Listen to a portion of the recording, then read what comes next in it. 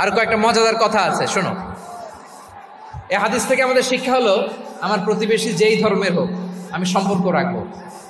অসুস্থ হলে যাব, কি বলেন ভাইরা? যাবেন না? যাবেন না আপনারা? আচ্ছা, 2 নম্বর শিক্ষা হলো, বিষ্ণু ইসা ইসলামের খাদেম ছিল ইহুদি। এতদিন খেদমত করলো, একদিনও বিশ্বনবী ওর কালিমার দাওয়াত দেয় নাই। কারণ কি?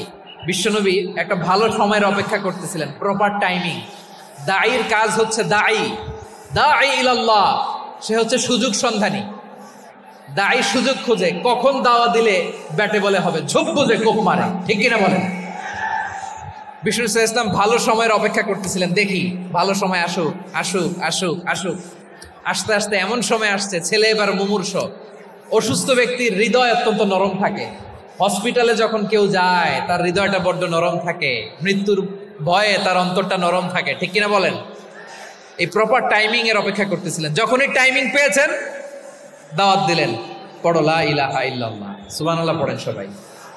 তাহলে ইসলাম অমুসলিম প্রতিবেশীর সাথে ভালো আচরণ করতে বলে। ইসলাম অমুসলিম মাতা পিতার সাথেও ভালো আচরণ করতে বলে। মাতা পিতা যদি অমুসলিম হয়, তারা ফেলে দিতে পারবেন? পারবেন? আমার লালমনিরহাটের ভাইয়েরা, অনেক হিন্দু ছেলে আমাদের হাতে শাহাদা পড়ে মুসলিম হয়, কিন্তু ওর মা মুসলমান হয় নাই, বাবাও হয় নাই। এরকম আছে না নাই? তো ও হয়েছে মুসলিম, মা বাপ হিন্দু, এখন মা বাপ কি বাদ? হ্যাঁ, মা বাপ বাদ দেয়া যাবে? যেই মা আপনার 9 মাস 8 মাস পেটে ধারণ করলো, আপনার মায়ের নার ছেঁড়া ধন, আপনি ওই মারে বাদ দিতে পারবেন? যে মায়ের বুকের তাজা দুধ খেয়ে আপনি আজকে বাড়ন্ত তাজা তরতাজা, ওই মারে বাদ দেয়া যাবে? মায়ের এক ধারে দুধের দাম, কাটিয়া গায়ের চাম, পাপুষ বানাইলে ঋণের শোধ হবে না। এমন দরদি ভাবে কেউ হবে না আমার মাহা গো। মায়ের এক ধারে দুধের দাম, কাটিয়া গায়ের চাম, পাপুষ বানাইলে ঋণের শোধ হবে না। এমন দরদি ভাবে কেউ হবে না আমার মাহা গো, ঠিক কিনা? মাকে তো বাদ দেওয়া যায় না। وَقَضَى رَبُّكَ أَلَّا تَعْبُدُوا إِلَّا إِيَّاهُ وَبِالْوَالِدَيْنِ إِحْسَانًا। আল্লাহ বলে, অবধারিত 2টা ভার্ডিক্ট তোমাদের জন্য, এক আল্লাহর ইবাদত করবা আর মা বাবার প্রতি ইহসান করবা। আদেশটা কার? মা বাবার প্রতি ইহসান করতে হবে। আমার মা হিন্দু হোক, ভালো আচরণ করতে হবে, বৌদ্ধ হোক, ভালো আচরণ করতে হবে। আমার যে সমস্ত হিন্দু ভাইয়েরা মুসলিম হয়েছ, তোমাদের মা বাবা এখনো মুসলমান হয় নাই, তাদের সাথে ভালো আচরণ করতে হবে। আপনাদের খেদমত নিজে করতে হবে, অথবা খেদমতের ব্যবস্থা করাই দিতে হবে। মান্থলি যে খরচ লাগে এটা দিতে হবে। আরে তুমি এখন মুসলিম, তোমার মা বাবা হিন্দু, এখনই তো সুযোগ ইসলামের সৌন্দর্য দেখানো। এখন মা বাবা যদি দেখে, আরে এটা হিন্দু থাকতে তো বদমাইশ ছিল, বেয়াদব ছিল, কি এমন ধর্ম সে গ্রহণ করলো যেটা গ্রহণের সাথে সাথে সে পাল্টে গেল? কি এমন ধর্ম সে গ্রহণ করেছে যেটা তার জীবনকে আলোকিত করে দিয়েছে? নসিব ভালো হলে তারাও কালিমা পড়ে মুসলমান হয়ে যাবে। বিষ্ণু ইসা ইসলামের স্ত্রীর নাম ছিল আয়েশা রাদিয়াল্লাহু তাআলা আনহা, আবু বকর রাদিয়াল্লাহু তাআলা আনহুর মেয়ে। আবু বকর রাদিয়াল্লাহু তাআলা আনহুর আরেক মেয়ের নাম হচ্ছে আসমা। কি নাম? দুজনই আবু বকর রাদিয়াল্লাহু তাআলা আনহুর মেয়ে, আসমা আর আয়েশা। নাম দুইটা কেমন লাগে? আসমা নামটা কেমন লাগে? আয়েশা নামটা কেমন লাগে? সবার ভালো লাগে নাই? নাম দুটো আপনাদের ভালো লাগে? লালমনিরহাটে অনাগত যদি কন্যা সন্তান হয়, যদি মনে চায় আসমা রেখে দিতে পারবেন, যদি মনে চায় আয়েশা রেখে দিয়েন। দেশে বিদেশে এয়ারপোর্টে রাস্তাঘাটে শুধু বলে, হুজুর একটা নাম দেন, আমার ছেলের একটা নাম দেন, মেয়ের একটা নাম দেন। তো আমার মনে আছে যশোরের আবদিনের মাহফিলে আমি 1-2টা নাম দিয়েছিলাম। আজকে লালমনিরহাটের এই প্রোগ্রামে কন্যা সন্তান যদি হয়, 2টা নাম দিলাম, আসমা কিংবা আয়েশা। ইনশাআল্লাহ পড়েন। 2জন বোন, এক মায়ের না, বাবা এক মা 2জন। আয়েশা রাদিয়াল্লাহু তাআলা আনহার মায়ের নাম উম্মে রুমান, আর আসমা রাদিয়াল্লাহু তাআলা আনহার মায়ের নাম কুতাইলা বিনতে আব্দুল উজ্জা। আবু বকর রাদিয়াল্লাহু তাআলা আনহু 4টা বিয়ে করেছিলেন। তো একই ঘটনা ঘটেছে এই ফ্যামিলিতে। আসমা ইসলাম ধর্ম গ্রহণ করে মুসলিমা, কিন্তু তার মা কুতাইলা মুশরিকা। আই রিপিট, বোঝার জন্য আমি আবারও বলি, আসমা রাদিয়াল্লাহু তাআলা আনহা মুসলিমা, আর আসমার মা কুতাইলা, আওয়াজ করে বুঝে থাকলে বলেন, আসমার মা মুশরিকা। তার মানে মেয়ে মুসলিম, মা অমুসলিম, ভেজাল আছে না নাই? কিন্তু কুতাইলা আর ধৈর্য ধারণ করতে পারে না। নার ছেড়া ধন, কলিজার টুকরা ধন, কলিজার টুকরা সন্তান আসমারে দেখতে বড্ড মন চায়। সাইয়েদানা আসমা রাদিয়াল্লাহু তাআলা আনহা মক্কা থেকে হিজরত করে মদিনায় চলে গেলেন হুদাইবিয়ার পর। যখন মক্কা মদিনার ট্রাফিক স্বাভাবিক হলো, মক্কার লোক মদিনায় যায়, মদিনার লোক মক্কায় আসে। কুতাইলা কলিজার টুকরা সন্তান আসমারে দেখার জন্য কিছু উপহার নিয়ে বিশাল মরুপথ পাড়ি দিয়ে মক্কা থেকে মদিনায় যায়। সুবহানাল্লাহ বলেন।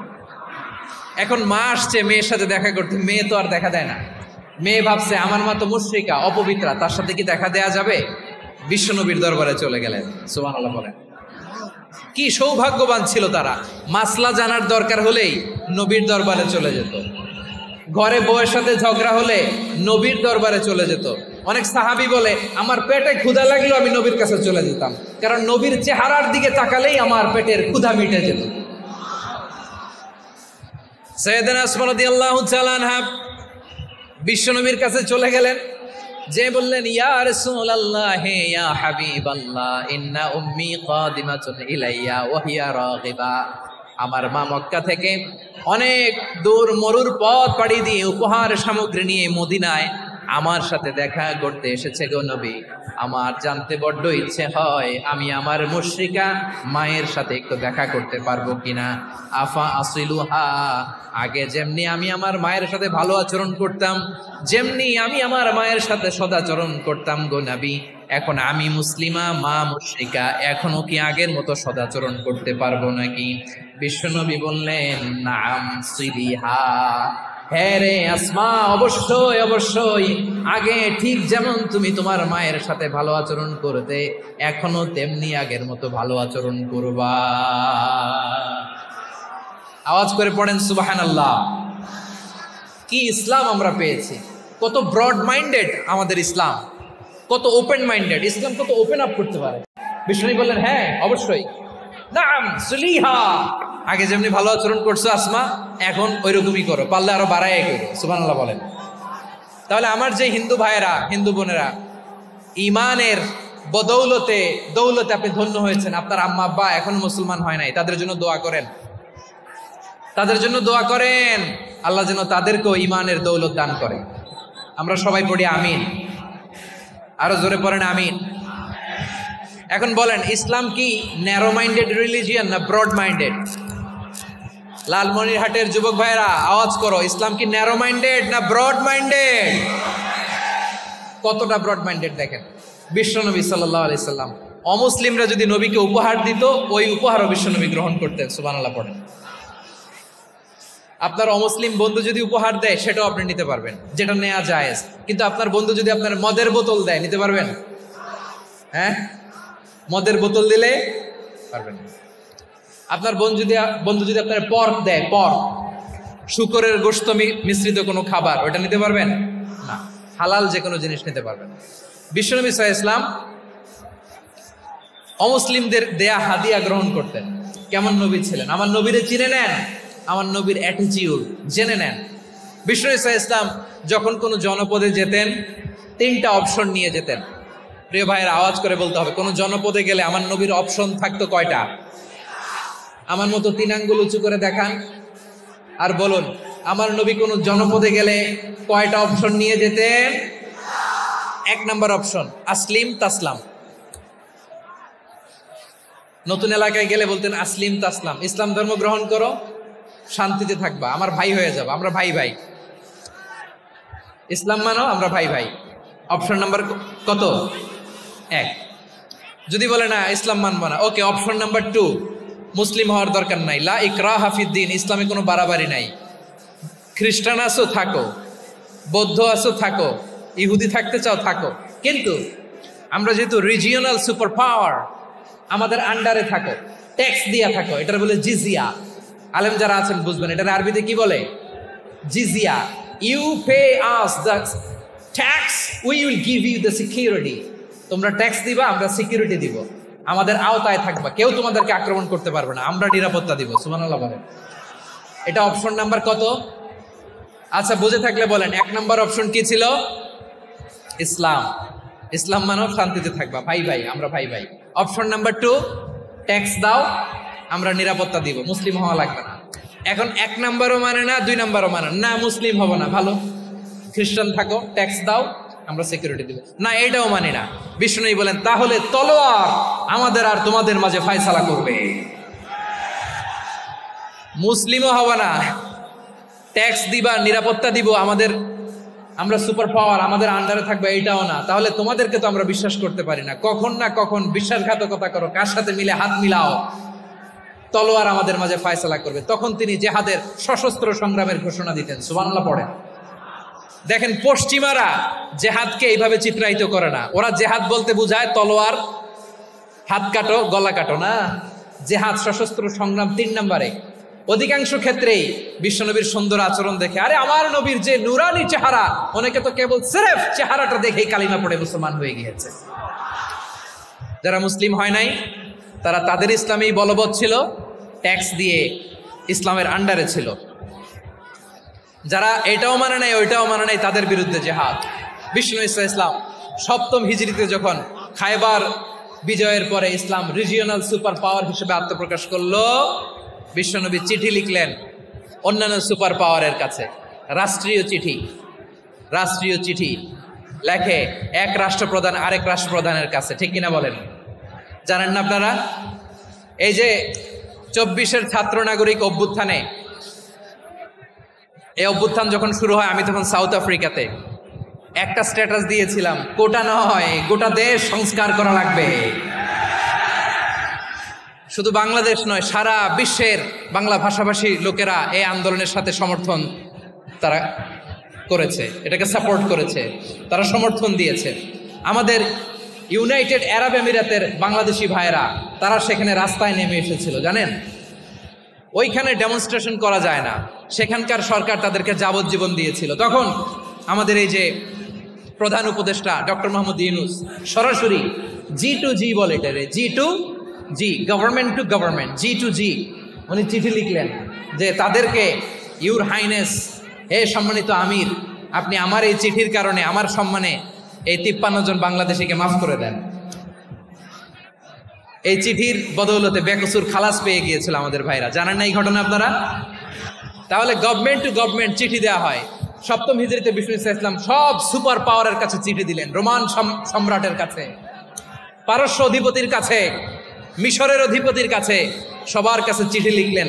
চিঠির ভাষা ছিল এরকম, মিন মুহাম্মাদিন রাসূলিল্লাহ ইলা মুকাওকিস আযীমিল কিবত, মুহাম্মদ রাসূলুল্লাহর পক্ষ থেকে মিশরের বাদশার কাছে, আসলিম তাসলাম, ইসলাম মানো শান্তিতে থাকবা, সালামুন আলা মান ইত্তাবাআল হুদা, শান্তি তার জন্য যে হেদায়েতের অনুসরণ করে। সুবহানাল্লাহ পড়েন। তো এই চিঠি অনেকে ভালোভাবে রিসিভ করেছে, অনেকে এই চিঠি পাওয়ার পরে নবীর কাছে আবার ইন রিটার্ন উপহার পাঠিয়েছে। কি পাঠিয়েছে? উপহার। মিশরের বাদশাহ মুকাওকিস তিনি বিশ্বনবীকে বিশাল এক উপহারের ডালি পাঠিয়েছেন। মিশরের বাদশাহ মুকাওকিস ছিলেন ধর্মে খ্রিস্টান। লালমনিরহাটের ভাইয়েরা আওয়াজ করে বলেন, মিশরের বাদশাহ ধর্মে কি ছিল? খ্রিস্টান। কি উপহার দিয়েছিল আমার নবীকে? শুনতে মনে চায়? আওয়াজ নাই লালমনিরহাটের গলায়, শুনতে মনে চায়? 1000 স্বর্ণ মুদ্রা, 1000 স্বর্ণ মুদ্রা।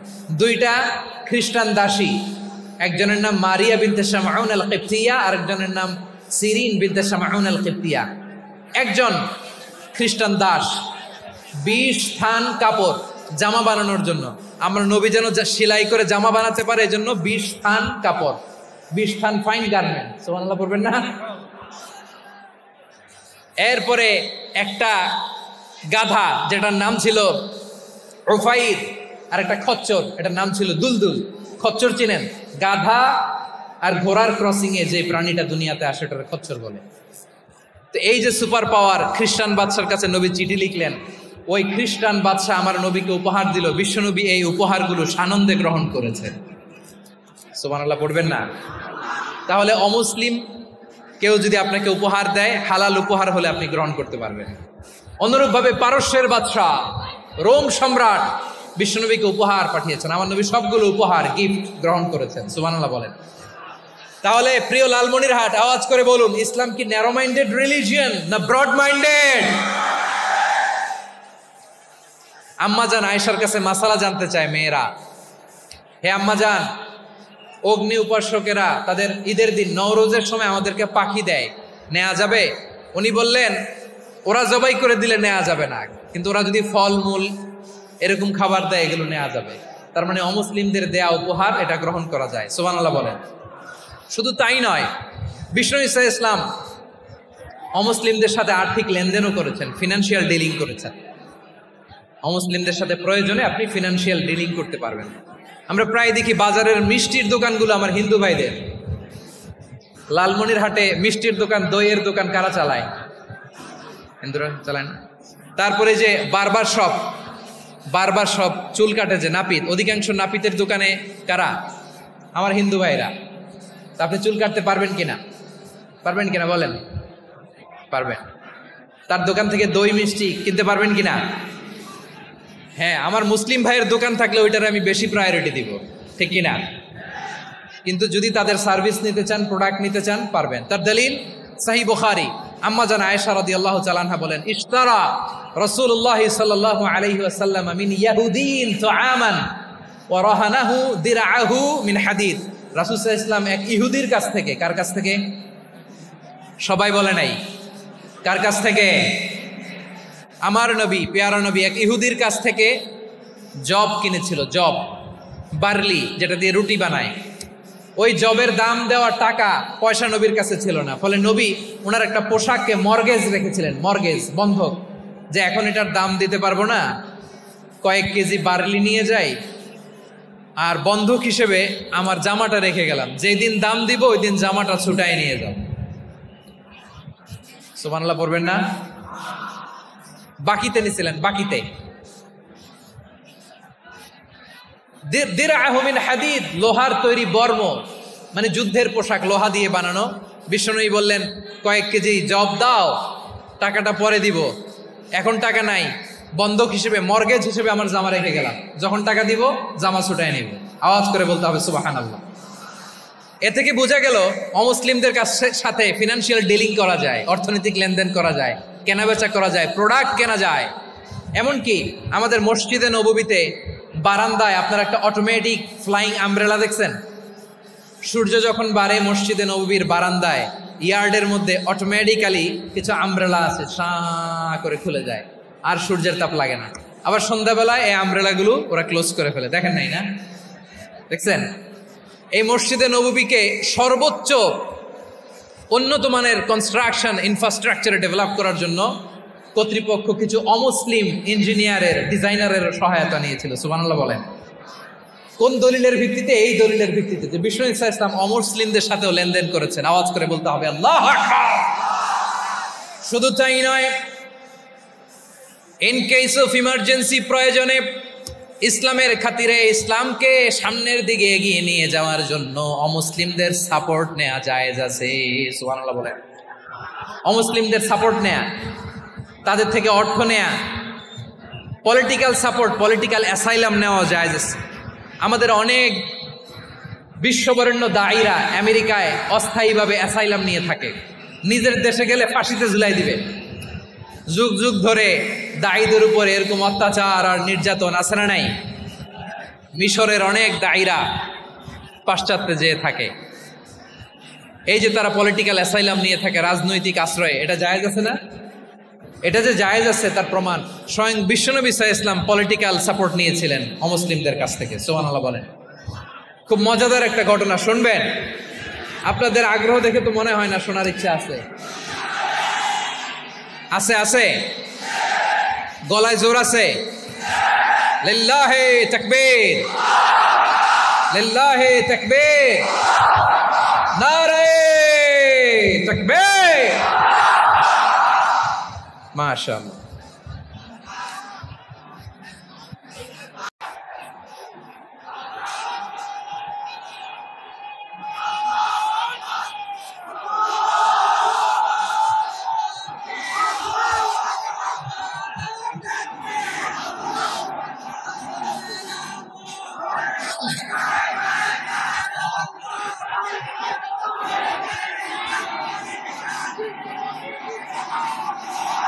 মাশাআল্লাহ মাশাআল্লাহ। থামুন থামুন আমার ভাইরা। বিশ্বনবীর বয়স তখন প্রায় 51 বছর। কত বছর? বিশ্বনবীর সবচেয়ে কাছের মানুষ খাদিজা রাদিয়াল্লাহু তাআলা আনহা ইন্তেকাল করেছেন। বিশ্বনবী বড্ড কষ্ট পেলেন, হৃদয়টা ভেঙে খান খান। যিনি ঘরের ভেতরে বিশ্বনবীকে সান্ত্বনা দিতেন, ভালোবাসা দিতেন, বাইরে গেলে কুরাইশরা বকাঝকা করে, অত্যাচার করে, কিন্তু আম্মাজান খাদিজা রাদিয়াল্লাহু তাআলা আনহা ঘরটারে এমন শান্তির নীড় বানায় রেখেছেন, এই ঘরের ভিতরে ঢুকলে বিশ্বনবীর কলিজাটা ঠান্ডা হয়ে যেত। এজন্য রব্বুল আলামিন বলেন, খাদিজা, ও আমার বান্দি খাদিজা, জান্নাতে এমন স্পেশাল একটা ঘর আমি তোমার জন্য রেডি করে রেখেছি। ওই ঘরের মধ্যে কোনো আওয়াজ নাই, ওই ঘরের মধ্যে কোনো নয়েজ নাই, ওই ঘরে কোনো বিশৃঙ্খলা নাই। কারণ মক্কার জমিনে আমার নবী কুরাইশদের বিশৃঙ্খলা, নয়েজ আর ঝামেলাগুলোকে উপেক্ষা করে যখন তোমার ঘরের ভিতরে ঢুকতো, ঘরটারে তুমি শান্তির নীড়, ঠান্ডা, নীরব, নিস্তব্ধ, নিঝুম আর শান্তির নীড় বানিয়ে রেখেছো। এজন্য জান্নাতে স্পেশাল একটা শান্তির নীড় আমি তোমারে উপহার দেব। ওই প্রিয়তমা স্ত্রী খাদিজা ইন্তেকাল করলেন, বিশ্বনবীর হৃদয় ভেঙে খান খান। আবার ওনার চাচা আবু তালেব ইন্তেকাল করলেন, যিনি পলিটিক্যাল শেল্টার দিতেন নবীকে। কে দিতেন? আবু তালেবের ভয়ে, বিশ্বনবীর এই চাচার ভয়ে কোনো মুশরিক নবীর গায়ে হাত দেওয়ার সাহস পায় নাই। এখন স্ত্রীও নাই, চাচাও নাই, নবীকে আশ্রয় দেওয়ার কেউ নাই। নবীর চারদিকে অন্ধকার। নবী এখন কই যাবেন? আমার পেয়ারা নবী নতুন স্টেশন খুঁজতেছেন, নতুন দাওয়াতি প্ল্যাটফর্ম খুঁজতেছেন। তিনি যায়েদ বিন হারেসা রাদিয়াল্লাহু তাআলা আনহুকে নিয়ে মক্কার পাশের একটা নেইবরিং সিটি তায়েফে চলে গেলেন। কোথায় চলে গেলেন? লালমনিরহাটের ভাইয়ের আওয়াজ করে বলেন, কোথায় গেলেন? তায়েফে চলে গেলেন দিনের দাওয়াত দেওয়ার জন্য। কি দেওয়ার জন্য? নাকি জমি কিনতে গেছিলেন? জমি কিনতে, দুনিয়ার যশ খ্যাতির জন্য, নিজের কোনো লাভের জন্য? তায়েফবাসীদেরকে জাহান্নামের আগুন থেকে বাঁচানোর জন্য। আওয়াজ করে বলতে হবে, ঠিক কিনা? বিশ্বনবী বিশাল মরুপথ, পাহাড়ি পথ পাড়ি দিয়ে তায়েফের মরুজমিনে গেলেন কোরআনের দাওয়াত নিয়ে, ইমানের দাওয়াত নিয়ে। কিন্তু তায়েফের লোকেরা বিশ্বনবীর দাওয়াতকে শুধু প্রত্যাখ্যান করেই থামে নাই, তারা বিশ্বনবীর সাথে অত্যন্ত খারাপ আচরণ করেছে। বিশ্বনবীকে শারীরিকভাবে হেনস্থা করেছে, আমার নবীকে শারীরিকভাবে অত্যাচার করেছে, আমার পেয়ারা নবীর গায়ে পাথর মেরেছে, বিশ্বনবীর গা বেয়ে ঝরঝর করে রক্ত ঝরেছে, নবী জামিনের মধ্যে লুকিয়ে পড়েছেন, আবার মেরেছে। আবার নবী হাঁটতে শুরু করলেন, পেছন থেকে আবার মেরেছে। আবার নবী রক্তাক্ত হয়ে জামিনের মধ্যে লুটিয়ে পড়লেন, আবার মেরেছে। বিশ্বনবীর মতো এত সুশ্রী মানব, বিশ্বনবীর মতো এত শুভ্র মানব, বিশ্বনবীর মতো এমন চমৎকার দেহাবয়ব দিয়ে রব্বুল আলামিন কাউকে বানান নাই। এরকম চমৎকার মানুষটাকে তারা তায়েফের ওই জমিনে রক্তাক্ত করেছে। বিশ্বনবী দুনিয়ার কোনো স্বার্থের জন্য সেখানে যান নাই, নিজের কোনো লাভের জন্য, প্রাপ্তির জন্য যান নাই, তায়েফবাসীদের জাহান্নামের আগুন থেকে বাঁচাতে গিয়েছেন। ঠিক কিনা বলেন? খেয়ে না খেয়ে দিন প্রচারের কাজে নিজেকে দিয়েছ বিলিয়ে, তায়েফের কাফিরেরা চিনল না সে আলো, দুষ্ট ছেলেদের পিছু দিল লেলিয়ে। পাথরের আঘাতে ক্ষত বিক্ষত হয়ে সারা শরীর থেকে রক্ত ঝরে, হে রাসূল তোমাকে ভুলি আমি কেমন করে। হে রাসূল তোমাকে ভুলি আমি কেমন করে। পারেন না আপনারা? ধরুন আমার সাথে। হাজার ব্যথা বেদনার পরে ফিরে আসনি তুমি আপন ঘরে, দিনের আলো তুমি ছড়িয়ে দিতে, চলে গেলে মদিনায় মক্কা ছেড়ে। হে রাসূল তোমাকে ভুলি আমি কেমন করে। হে রাসূল তোমাকে ভুলি আমি কেমন করে। ঠিক কিনা বলে?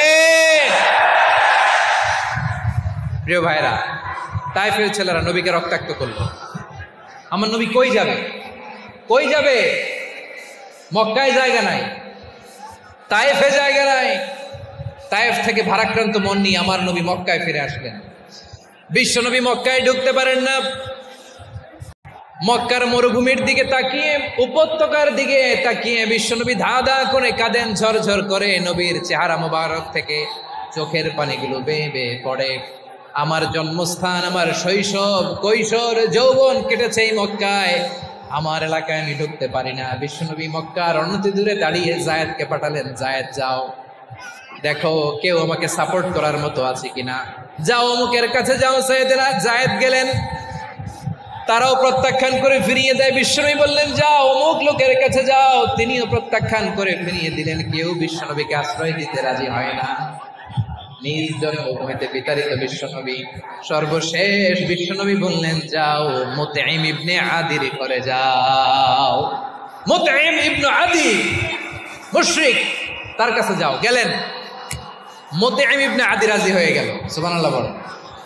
দেখেন, অনেক বিপদের সময়ও আমি নিজে সাক্ষী, সামাজিকভাবে রাজনৈতিকভাবে কত ঝঞ্ঝা, কত ষড়যন্ত্র, কত কনস্পাইরেসি পাড়ি দিয়ে আমাদেরকে সামনে এগিয়ে যেতে হয়।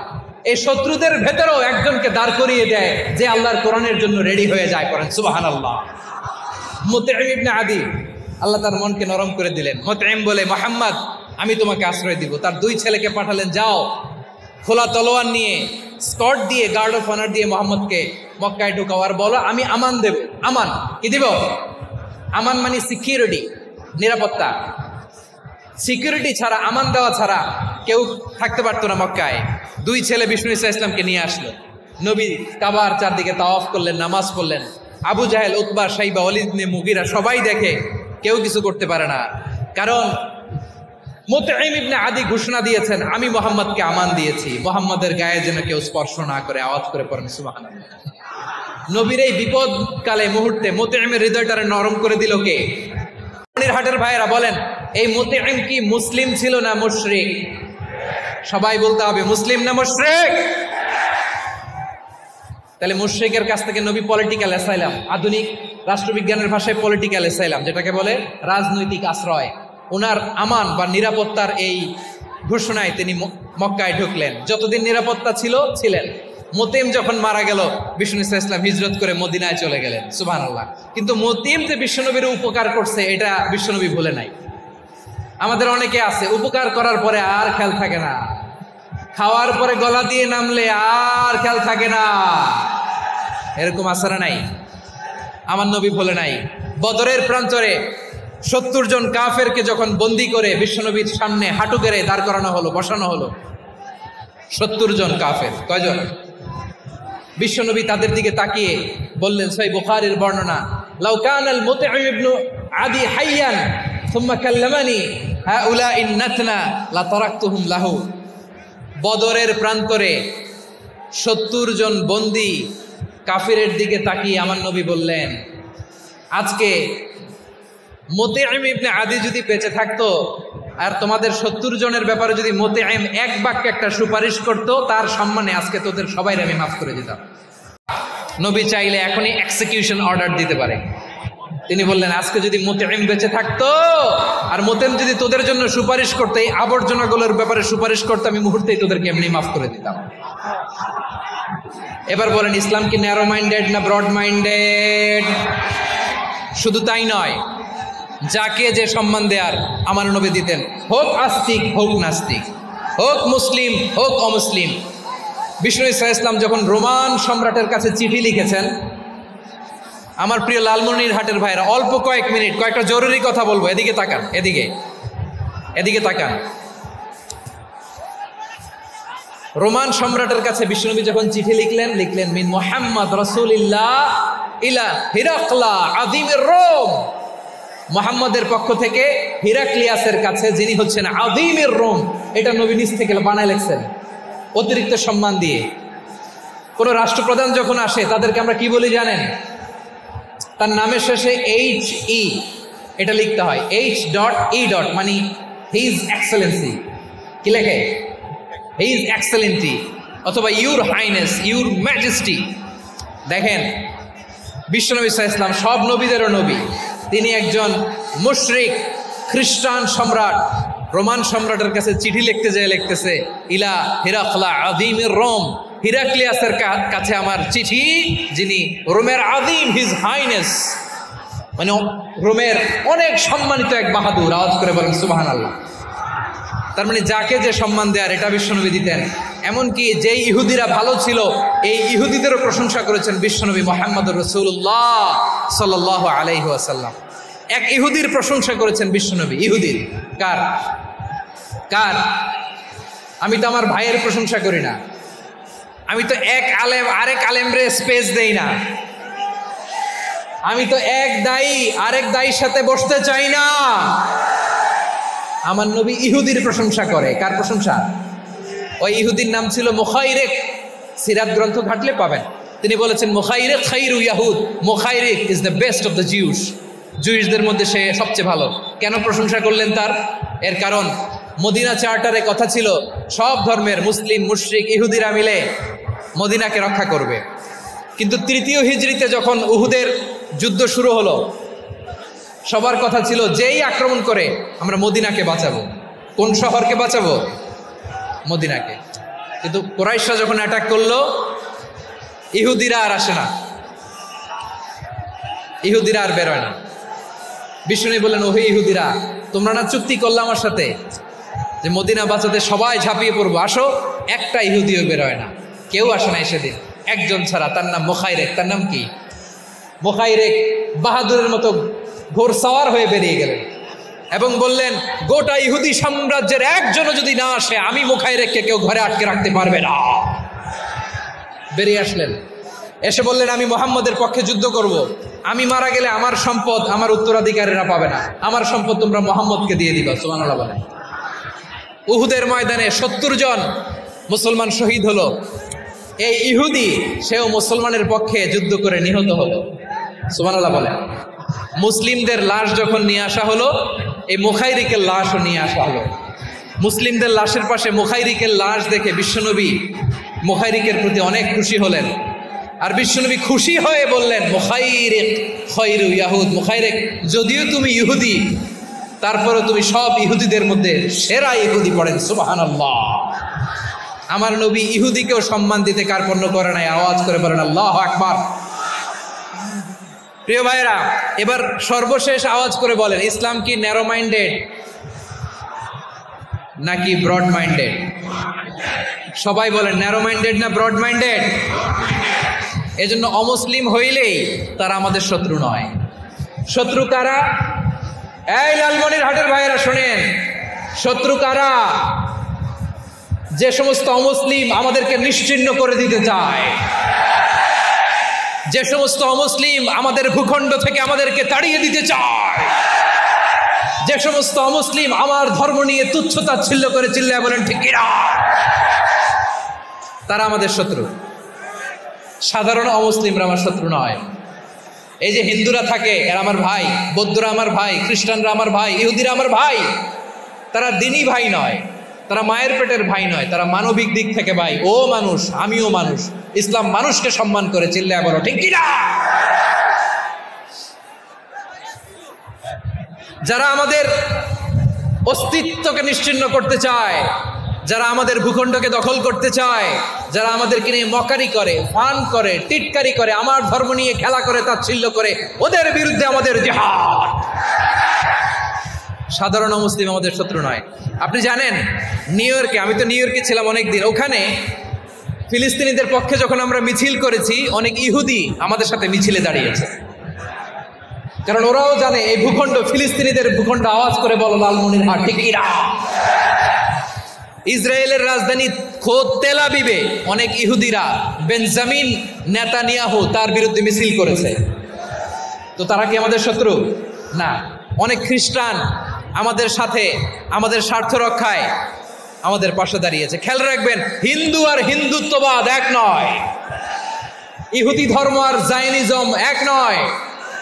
জায়নিজমের বিরুদ্ধে আমাদের সংগ্রাম, আমাদের জেহাদ। চিল্লায় বলেন ঠিক কিনা? এই যে ফিলিস্তিনের ভাইরা, তারা তাদের স্বাধীনতা সংগ্রামের জন্য লড়াই করছে, করে যাচ্ছে, আমরা এটাকে সমর্থন জানাই। চিল্লায় বলো ঠিক কিনা?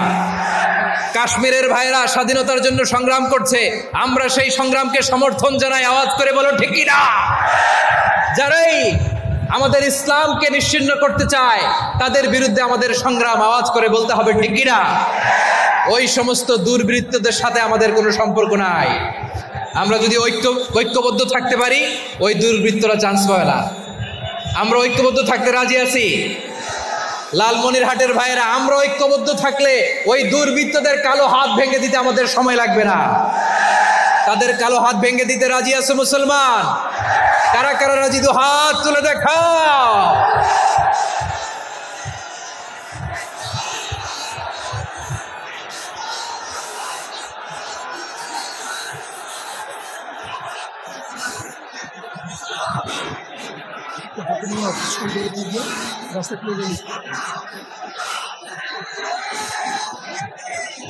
আমার প্রাণ প্রিয় লালমনিরহাটের ভাইয়েরা, শত্রু কাফের আর অশত্রু কাফেরের মধ্যে পার্থক্য আছে না নাই? আবু তালেবও মুশরিক, আবু জাহেলও মুশরিক, কিন্তু দুই মুশরিকে পার্থক্য আছে না নাই? আবু তালেব নবীর চাচা, মুশরিক, মারা গিয়েছে মুশরিক অবস্থায়, কিন্তু আজীবন আমার নবীকে আগলে রেখেছে, আমার নবীকে সাপোর্ট করেছে, ভালোবেসেছে। আবু জাহেলও মুশরিক, মারা গিয়েছে মুশরিক হিসেবে, আজীবন আমার নবীর বিরুদ্ধাচরণ করেছে। আবু জাহেলের শক্তি, সামর্থ্য, স্ট্র্যাটেজি, প্ল্যান সব আমার নবীর বিরুদ্ধে ছিল। এই আবু জাহেলের কারণে একটা দিন শান্তিতে আমার নবী মক্কায় ঘুমাতে পারে নাই। চিল্লায় বলেন ঠিক কিনা? এজন্য রব্বুল আলামিন বলেন, লা ইয়ানহাকুমুল্লাহু আনিল্লাযীনা লাম ইউকাতিলুকুম ফিদ-দীন ওয়া লাম ইখরিজুকুম মিন দিয়ারিকুম আন তাবাররুহুম ওয়া তুকসিতু ইলাইহিম ইন্নাল্লাহা ইউহিব্বুল মুকসিতিন।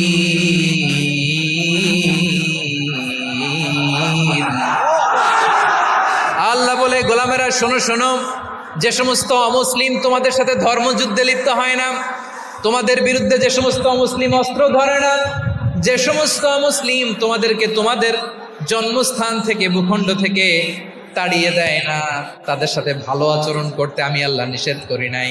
তাদের সাথে সদাচরণে কোনো নিষেধাজ্ঞা নাই, বরং তাদের সাথে সদাচরণ করো, এটাই আমি আল্লাহ চাই। তাহলে আমার যে অমুসলিমরা আমাদের সাথে শত্রুতা করে না, তুচ্ছতাচ্ছিল্য করে না, আমাদের ভূমি থেকে আমাদেরকে উচ্ছেদ করতে চায় না, আমাদের বিরুদ্ধে অস্ত্র ধরে না, ওই অমুসলিম ভাইদের সাথে আমাদের কোনো দ্বন্দ্ব আছে? কোনো বিরোধ আছে? বরং আছে ভালোবাসা। বরং আছে কি? এই ভালোবাসা দিয়ে আমরা বিশ্ব জয় করব। রাজি আছো মুসলমান? আমাদের পুঁজি ভালোবাসা। আমাদের পুঁজি কি? এবার আওয়াজ করে বলেন, আমার এই পুরো আলোচনা থেকে the religious coexistence, peaceful coexistence, শান্তিপূর্ণ সহাবস্থান, কমিউনাল হারমোনি, এই সাম্প্রদায়িক সম্প্রীতি, এই আলোচনা থেকে কি বুঝলেন? ইসলাম কি ন্যারো মাইন্ডেড না ব্রড মাইন্ডেড? এই ব্রড মাইন্ডেড হৃদয় নিয়ে, ভালোবাসা দিয়ে আমরা বিশ্ব জয় করতে চাই। রাজি আছেন? আল্লাহ কবুল করুক। আমরা সবাই পড়ি আমিন। লালমনিরহাটের জেলা স্টেডিয়ামে আমার প্রিয় মায়েরা, বোনেরা, আপনাদের জন্য একটা হাদিস বলে শেষ করব। বিশ্বনবী বলেন, আমার মায়েরা খেয়াল করে শুনুন, বিশ্বনবী আপনাদের উদ্দেশ্য করে বলেন, আল মারআতু ইযা সাল্লাত খামসাহা ওয়া সামাত শাহরাহা হাফিজাত ফুরুজাহা আতাআত বা'লাহা ফালতাদখুল মিন আইয়ি আবওয়াবিল জান্নাতি শাআত। বিশ্বনবী বলেন, ও রমণীরা, ও নারীরা, যে সমস্ত নারী এই চারটা কাজ করবে, এই চারটা কাজের গ্যারান্টি দিবে, তাদেরকে জান্নাতের 8টা দরজার গ্যারান্টি দেয়া হবে। কি চারটা কাজ? 1 নাম্বার, আল মারআতু ইযা সাল্লাত খামসাহা, যে নারী 5 ওয়াক্ত নামাজ পড়ে। কি করে? জেলা স্টেডিয়ামে অবস্থানরত আমার নারীরা, বোনেরা, বিশ্বনবী আপনাদেরকে 4টা কাজের কথা বলেছেন, খুব বেশি না। 4টা করলে 8 জান্নাতের দরজা সব খোলা। কোনটা দিয়ে যাবেন? যেটা দিয়ে মনে চায়। 1 নাম্বার 5 ওয়াক্ত নামাজ। আমার বোনেরা জোহরের নামাজ পড়তে পড়তে এটা আসরে নিয়ে যায়, আসর পড়তে পড়তে এটা মাগরিবে নিয়ে যায়। এরকম আসরা নাই? লালমনিরহাটে হয়তো নাই। আমার বোনেরা এটা করবেন না। ইন্নাস সালাতা কানাত আলাল মুমিনিনা কিতাবাম মাওকুতা। সময় মতো পড়বেন। সামাত শাহরা, রমাদানের রোজাগুলো রাখবেন। হাফিজাত ফুরুজাহা, যে নারী তার চরিত্রকে হেফাজত করে, তার প্রাইভেট হেফাজত করে, তার লজ্জাস্থান হেফাজত করে। ও মায়েরা, আপনার এই গর্ভ যে কত দামি আপনি জানেন না। আপনার এই গর্ভ থেকে জন্মাবে আগামীর সালাহুদ্দিন আল আইয়ুবী। আপনার গর্ভ থেকেই জন্মাবে ইমাম আল মাহদি আল মুনতাদা। আপনার পেট থেকে জন্মাবে আবু সাইদের মতো বীর সৈনিক। আপনার পেট থেকে জন্মাবে মুগ্ধের মতো বীর মুজাহিদ। আপনি জানেন না কে আসবে আপনার পেট থেকে। সময়টাকে কাজে লাগান, ইসলামকে বুঝেন, মানেন, আমাদের ইসলামিক লেকচারগুলো শোনেন। আমরা যে বার্তাগুলো, ইনস্ট্রাকশনগুলো, দিক নির্দেশনাগুলো আপনাদের খেদমতে রাখি, এগুলো মেনে চলুন। আপনিই পারেন আপনার ঘরটাকে জান্নাতের টুকরা বানাতে। একটা family, it's a very big institution and you are the MD, the managing director of this institution. চিল্লায় বলেন ঠিক কিনা? চাইলেই পারেন ঘরটারে জান্নাতের টুকরা বানাতে। 5 ওয়াক্ত সালাত, রমাদানের রোজা, নিজের চরিত্রের হেফাজত, ও আতাআত বালাহা, স্বামীর আনুগত্য। এটাতে অনেকে ভুল করে থাকে। হায় রে আমার বোনেরা, স্বামীর আনুগত্যকে এটা নিজের অপমান মনে করবেন না। আপনার স্বামী আপনার সবচেয়ে বড় গার্ডিয়ান, তিনি আপনার সবচেয়ে ভালো চায়। নারী কখনো গার্ডিয়ানশিপের বাইরে থাকতে পারে না। হয় আপনি বাবার গার্ডিয়ানশিপের ভেতরে, বাপ না থাকলে ভাই আপনার গার্ডিয়ান, ভাই না থাকলে চাচা গার্ডিয়ান, বিয়ের পরে আপনার স্বামী আপনার গার্ডিয়ান। শরিয়া সম্মত স্বামীর আদেশগুলো আপনি মেনে চলবেন, কিন্তু শরিয়া বিরুদ্ধ কোনো আদেশ মানতে আপনি বাধ্য নয়। আওয়াজ করে বলুন সবাই ঠিক কিনা? এই 4টা কাজ যদি কোনো নারী করে, বিশ্বনবী বলেন জান্নাতের 8টা দরজা খোলা। তোমার যেটা দিয়ে মনে চায় সেটা দিয়ে জান্নাতে তুমি এন্ট্রি নিতে পারবা। আমরা এখানে লালমনিরহাটের সোহরাওয়ার্দী ময়দানে আজকে যেমন একত্রিত হতে পারলাম, আল্লাহর জান্নাতেও যেন একত্রিত হতে পারে। আল্লাহ তুমি তৌফিক দান করো।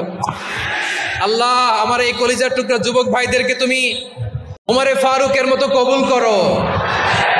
জেলা স্টেডিয়ামে অবস্থানরত আমার মা বোনদেরকে তুমি ফাতেমার মতো, খাদিজার মতো কবুল করো।